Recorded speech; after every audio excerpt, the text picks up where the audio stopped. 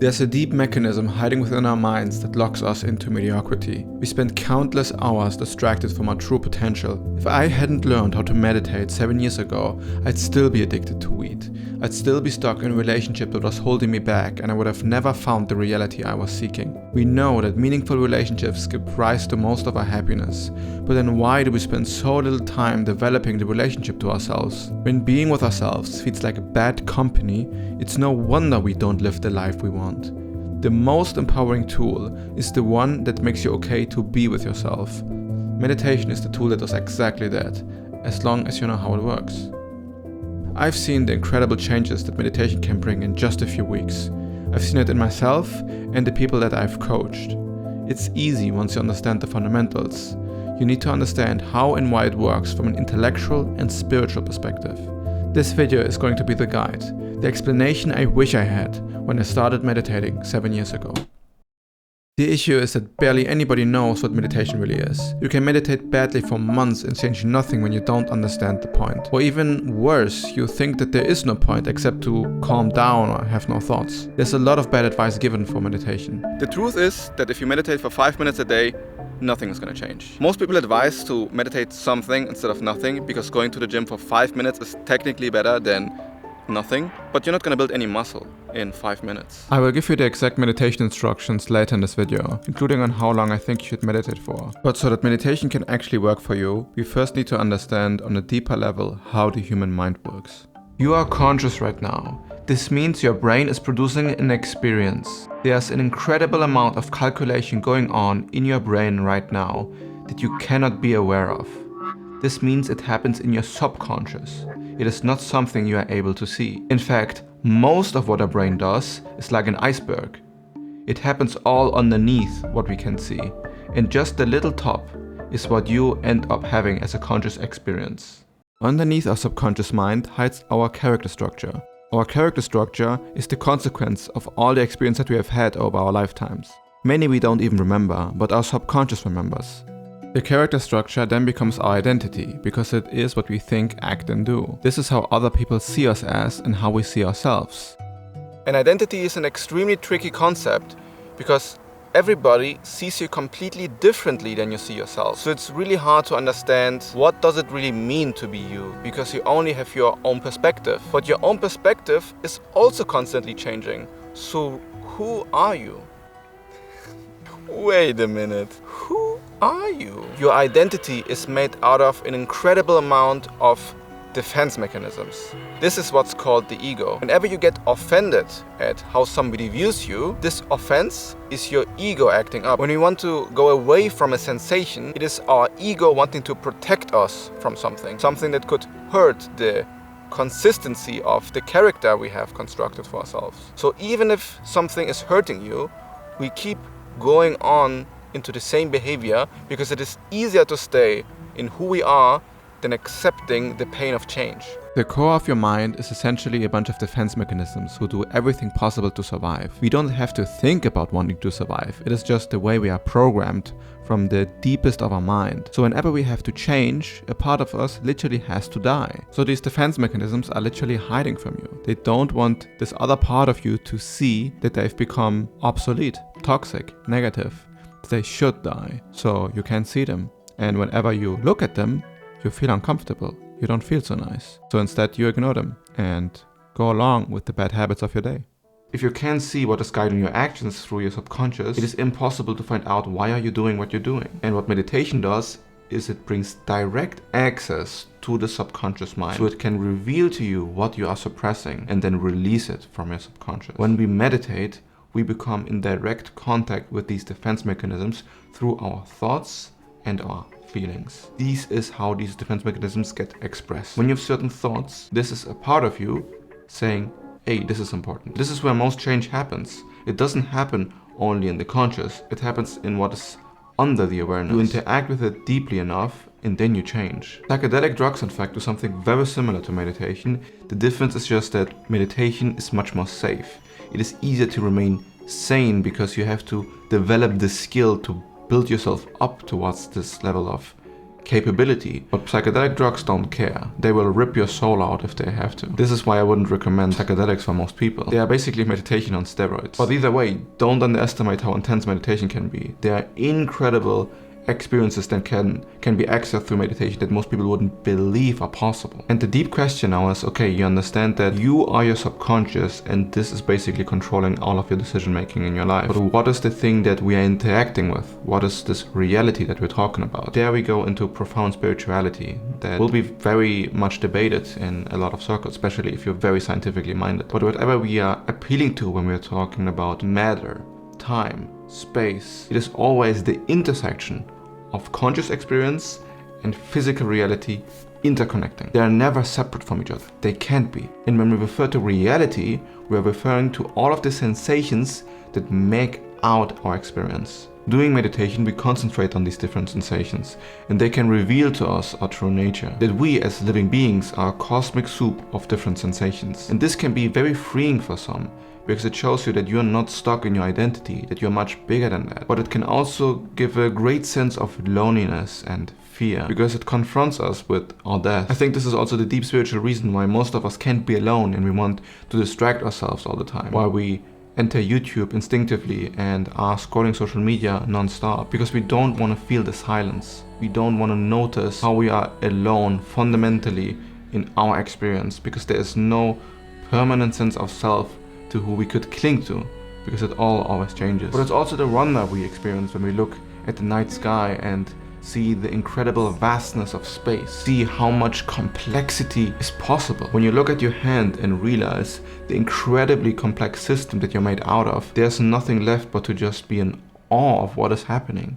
And when you look at your own body and are deeply in touch with physical reality, it becomes amazing that anything exists at all. The complexity of the place that we find ourselves in is incredible to describe, and no words do it justice, because all words are just an abstraction from what reality is like, and it's pure experience. There are no words to describe it, and meditation can get us into deep touch into this incredible awe of reality. Now it also becomes more intuitive why meditation is so powerful, because you get into direct contact with the essence of being, pure experience. Because we're interacting with the fundamental nature of reality itself. This is why it's so important to understand that meditation is not really there to calm you down per se. It's there to energize your consciousness, to make it strong enough so the subconscious can reveal itself and realize what more needs to be done to process my inner deep desires. This is why most people think that meditation doesn't work, because they think they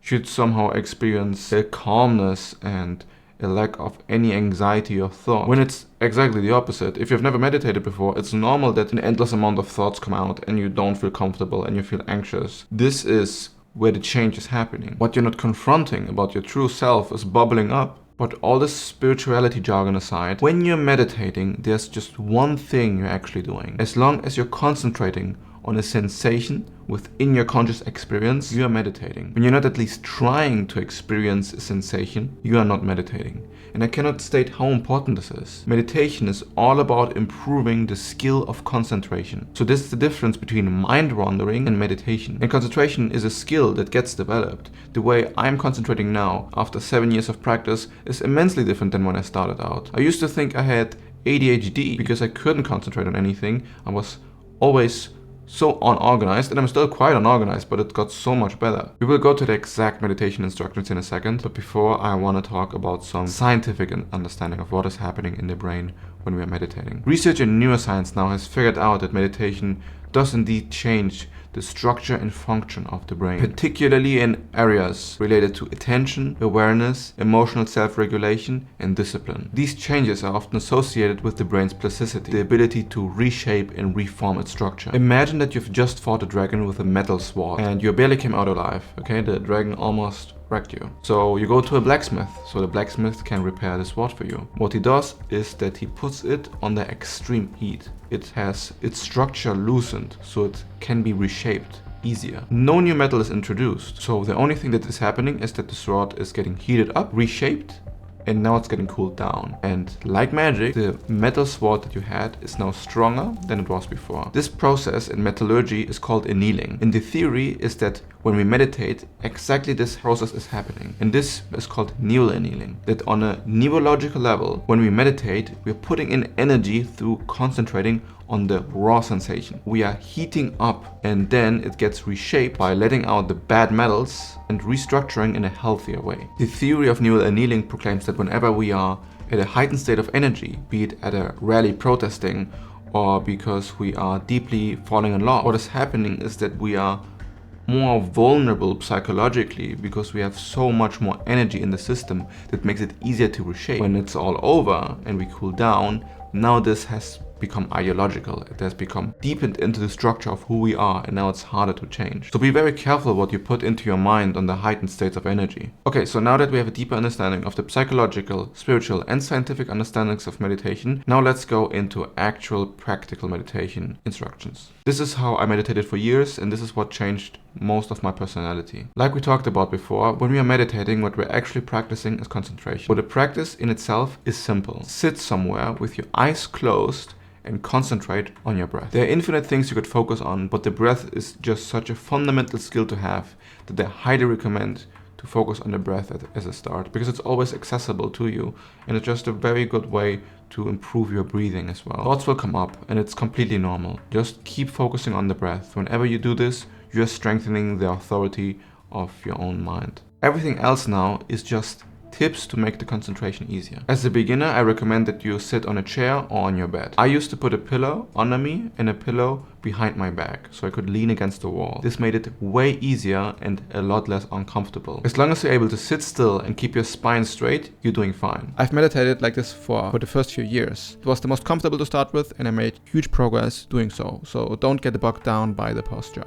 As long as you're able to sit still and keep your spine straight, you're fine. Another huge tip, try to keep your knees under your hips, because it makes it so much easier to get your back straight. Sometimes you will want to scratch and readjust position. It's not the end of the world, but it will debuff your concentration a bit when you move or start scratching. Not following these urges can be very powerful also for other aspects of your life, but don't judge yourself if you can't take it. It's better that you scratch or readjust position than to stop. 10 times better. So just accept yourself for not being able to control an urge and keep on concentrating. So if you can't stand a certain sensation, that's okay. The most important part is that you keep accepting everything that comes into your awareness. Acceptance is key here, because accepting is not just a loose sensation of, okay, yeah, I accept reality however it's like. Accepting actually is highly similar to what concentration is. When you're accepting, you are sensing all of the experience in your conscious field, but you're choosing one to be your special focal point. If you don't accept, you get distracted by whatever you're not accepting. The better you are at meditating, the easier it will be to enter deep concentrative states. And within these states, you usually feel very peaceful and calm. There's where the idea of thoughtlessness comes, where you have no thought and feel completely at peace. These states are super beneficial for your mental health, but they are very hard to access, and it requires deep practice for quite a few days so that you can enter this for even a few seconds. Even a few seconds is huge for the mind, because we're normally never able to shut up like this in a conscious state. So this is what we are actually working towards. We're working towards entering deep concentrative states. But you should never get neurotic or bothered by the fact that you're not able to enter these states, because you will only get frustrated and think more thoughts. And the point is to just concentrate on one sensation. Whenever you start feeling emotional, like you're getting very anxious, or you're getting very sad, or extremely happy and start laughing, and it becomes very intense, there might be a good reason to focus on the emotion instead. This is something that you can choose if you want to. This is usually not recommended because it often leads to chasing emotions while meditating. And this is not the point. The point is to develop your concentrative practice and let all of this come out naturally. But I've cried and laughed hysterically many times during meditation, and it is one of the most pleasant sensations. You really feel like something is getting loosen up within you. So when it becomes too overwhelming, or you don't really want to feel all of these sensations, just keep focusing on the breath. It's your anchor, and this is what the actual task is all about. To actually get the annealing benefits of meditation, I strongly recommend that you meditate for at least 20 minutes. It doesn't matter how often you meditate for 20 minutes for, but whenever you do, commit that you try to concentrate on your breath for 20 minutes. Because if not, you'll not gain the ability to build up this level of concentration needed. If you're not able to go for 20 minutes at the start, that's of course fine, but just understand that you're really trying to build yourself up there. It's like with running. Yeah, you can run for a short amount of time and it's better than nothing, but we need to be able to push ourselves. This is why I use a meditation app, so that I can hear the bell ring after 20 minutes and I can even go for longer and I don't have to put off the alarm clock. So sometimes you will be in a very pleasant state and you don't want to finish after 20 minutes. So then you can hear the bell ring, you know you're now free to stop, but when you're meditating well, you probably want to continue. I would challenge you to meditate 20 minutes per day for 1 week and see how different you feel. I think you will be amazed at how different it is. And if you can't do it for 20 minutes, you think it's too much every day, then start lower and build yourself up towards, but see 20 minutes as your goal. And you don't also have to meditate every day. It's of course ideal, but you could also meditate 20 minutes once a week. And I bet you your level of introspection and awareness is heightened than most people. Because instead of meditating for 20 minutes, most people watch content. And even if you're not very skilled at meditating and you struggle to really get going, not engaging in addictive behaviors and just being with yourself is 10 times better than scrolling on social media or playing video games. Engage with yourself and your awareness will become heightened. You will gain more power and control over who you want to become in your life. And you will notice that reality has opportunities for you in store that you didn't even think were possible. I will provide you with extensive value about life satisfaction, self-improvement and self-development. This is what this channel is about and this is what I'm passionate about.